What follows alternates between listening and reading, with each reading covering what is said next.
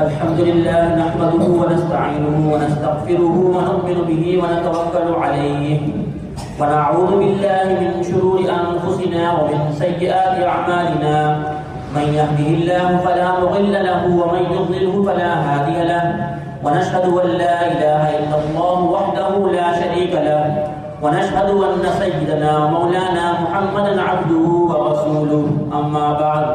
أعوذ بالله من الشيطان الرجيم بسم الله الرحمن الرحيم يا أيها الناس اتقوا ربكم الذي خلقكم من نفس واحدة وخلق منها زوجها وبث منهما رجالا كثيرا ونساء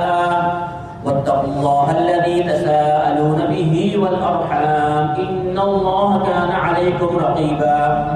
وقال تبارك وتعالى في مقام آخر يا أيها الذين آمنوا اتقوا الله حق تقاته ولا تموتن إلا وأنتم مسلمون وقال تبارك وتعالى في مقام آخر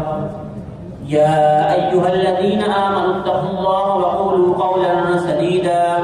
يصلح لكم أعمالكم ويغفر لكم ذنوبكم ومن يطع الله ورسوله فقد فاز فوزا عظيما صدق الله العظيم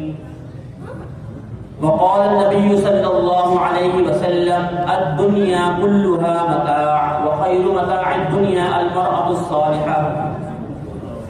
وقال النبي صلى الله عليه وسلم النكاح من سنتي وفي رواية فمن رغب عن سنتي فليس مني أو كما قال عليه الصلاة والسلام